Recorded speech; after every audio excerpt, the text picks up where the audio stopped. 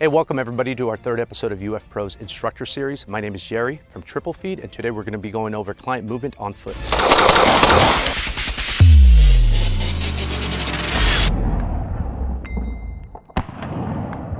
A few key things you want to take into consideration when moving around with your client is you are the first line of defense between your client and the threat.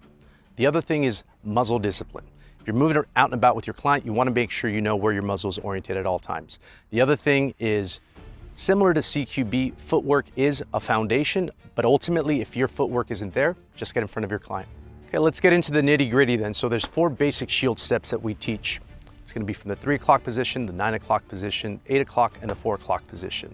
So let's bring in our lovely assistant, Lily.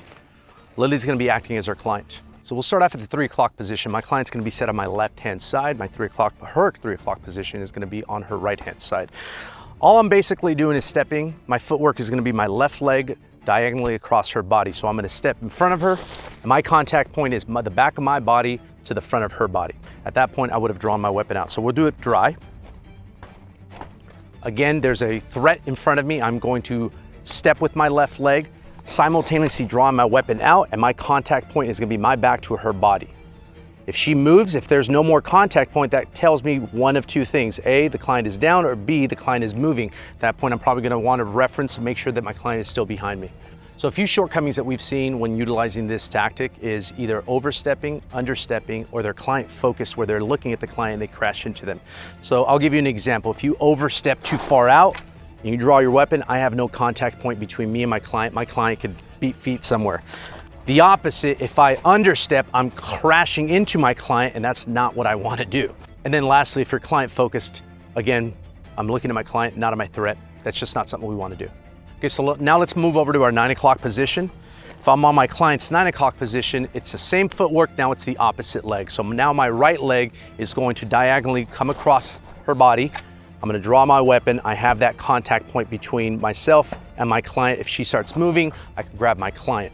And then the last 2 variations are gonna be with you behind your client, so either at the 8 o'clock position or the 4 o'clock position. I'm already at the 8 o'clock position. This requires one more piece of footwork. So you have to catch up to your client, and then you have to shield step in front of your client. So you don't wanna diagonally go towards your client because now your client focused, and at the same time, you're understepping, which could cause a clash between you and your client. So again, you wanna take a step forward, and then across to draw your weapon out. Few things you want to take into consideration when doing that. I'm behind my client. If I start drawing my weapon behind my client, my muzzle orientation might be directly right in front of my client. So if my client, Lily, if I could have you just take a step to the left. If I'm starting to draw my weapon out here, this is where we might have a problem. I might muzzle my client, might muzzle other people. So you want to make sure that you're at least parallel to your client when you're drawing your weapon out. So we'll do this now from the 4 o'clock position, which is her opposite position. Again, now I'm gonna take a step forward with my right leg. I'm gonna diagonally cut across. At that point, I could bring my weapon out and I can engage if need be. So one thing to take into consideration when shield stepping in front of your client is your hands in relation to your client themselves. Some school of thoughts tell you that to actually grab your arm and bring it across their body to stop them from moving, and then you could draw your weapon.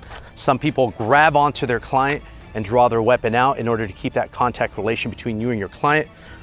Ultimately, at the end of the day, get in front of your client, protect them from the threat. All right, so we demoed this dry. Let's go ahead and do this live now. Let's try this right. All right, stop, now. You okay? Mm-hmm. Stop. You okay? Yep. Brett, look out! Brett!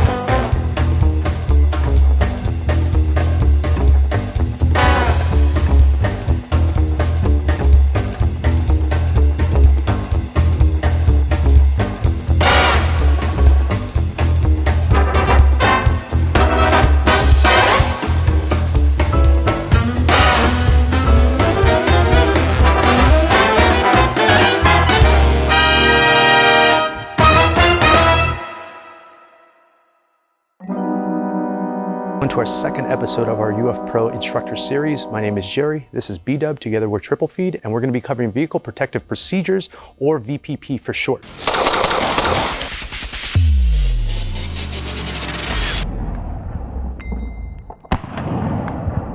Yeah, so today we're going to cover in depth a little bit about clean arrival as well as dirty arrival, a clean departure and dirty departure, and then cover a little bit and talk about hard pointing when it's a good idea, when it's not a good idea. Again, these are all predicated specifically for this scenario on 2 agents and 1 client or principal. Brett! Stop! Come to me! All right, Brian, we're going to go over arrivals, departures, a clean run. As the driver, your sole responsibility is what? Sole responsibility is driving first and foremost. Secondary responsibility is the vehicle itself. And then only under extreme scenarios or specific cases, it might actually dismount. Excellent. Typically, the agent in charge is going to be sitting exactly where I'm at, so the front passenger seat, and in the back, as you can see, we have a principal, and that's going to be Luis today. So we're going to go over a clean run on what we would do when we arrive and what we do when we depart. In an ideal situation, agents would have already advanced and found out that this was the door that we're going to enter through. We would have found the entry points, the exit points. So for now, you're going to parallel next to the door. As I'm scanning on my side, I'm going to unmount, scan, assess real quick, make sure my client is ready. Once he's ready or she's ready, I'm going to open the door. I'm going to scan again from left to right, make sure there's no threats. Probably going to leave the door open, sir, right this way. We're going to enter through that door on the other side. As I'm still scanning and assessing, depending on your client, the client might want to open the door themselves. For this purpose of this drill, I'm just going to open the door myself. We're going to enter in. Upon departing, I'm going to scan, assess if I can. I'm probably going to crack the door open. Look, if I have a window, I'm totally fine. Sir, the door's right over here. Vehicle's right over here. Right this way, sir. If the door is open, then that's totally fine. If it's not, I'm going to crack the door open again. Let my client in. Scan, assess, make sure he's good. I let him close the door. Mount up, and we're good.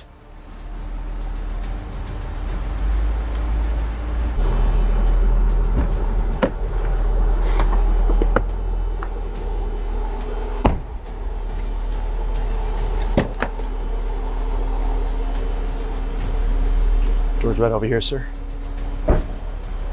Right this way.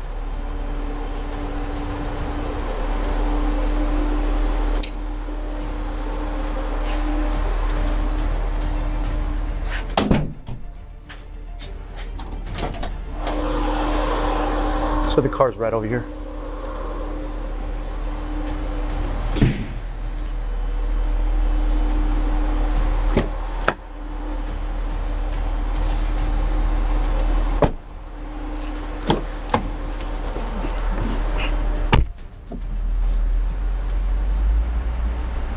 So next we're going to cover a arrival and departure with a threat inside the venue. It's an imminent threat, which means it's not going to be a gun scenario. It's just going to be us vacating the location with our client in a hasty manner without causing a ruckus.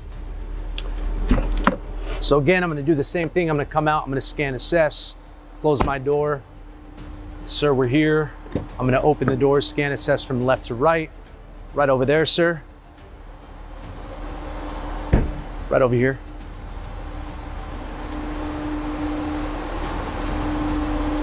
Shit, we gotta go. Come on. There's something, I'll explain later. Get in. We're moving. Get off. Let's go. So for that particular scenario, it was our understanding that there was a threat inside the venue. We located the threat, or we saw the threat, what we perceived to be a threat. I immediately grabbed my client. I told him or her, hey, we need to get back into the vehicle. I'll explain later. Hastily got back inside the vehicle, and then we took off. Okay, so the last series is now going to be an attack on principal with an immediate threat. More than likely, it's going to be a gun-on situation. So let's go over it real quick. We arrive at our venue again. I'm going to get out of my vehicle, scan, assess one last time. Hey, sir, we're here. Right this way, sir. I'm looking for any threats. Door over here, sir. I immediately see a threat somewhere in this threshold. I'm going to shield step in front of my client. I'm going to present my gun out. Sir, turn around, turn around. Get back in the car, get back in the car. Down, get all the way down, all the way down, all the way down. Driver, go, go, go, go, go. Go, go, go, go, go.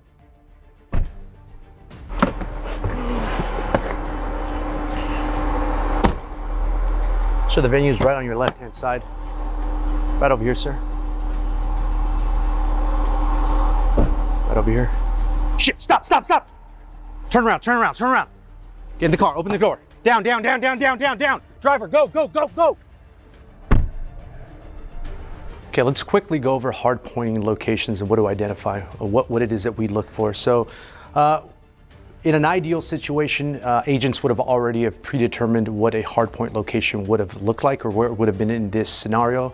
We determined that this room over here, if you follow me real quickly, would have been the hardpoint location that we're going to identify. And a few factors that you want to take into consideration. So layers.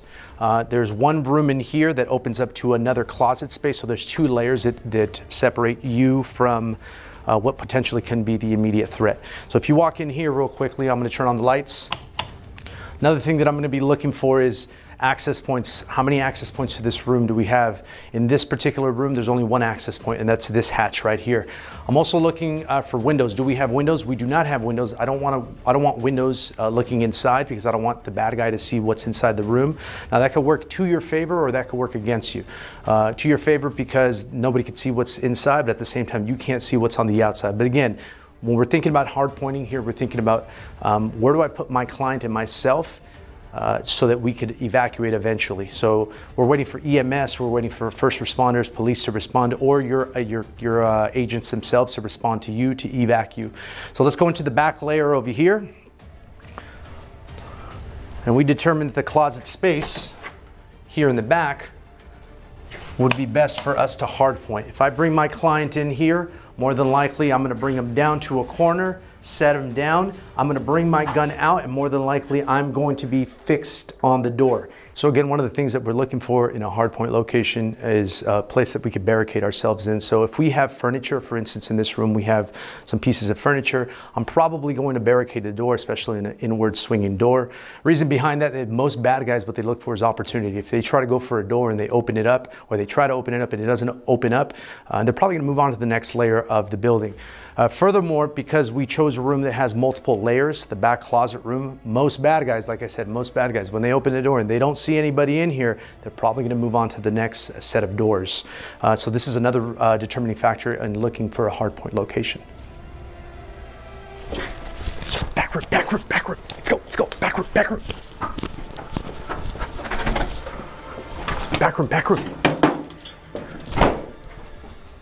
Let's go, backward.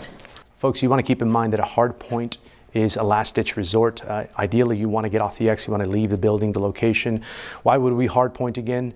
It's either the threat is located at the front of the entrance or one of the exit hatches that you're going to be using. You're in a tiered building where you're at the top and everything at the bottom is compromised and you can't exit that way. Vehicle might be disabled, et cetera, et cetera. There's a plethora of reasons why you might have to hard point. But this is also determined on whether or not you did your advance to the location and you predetermined a hard point location.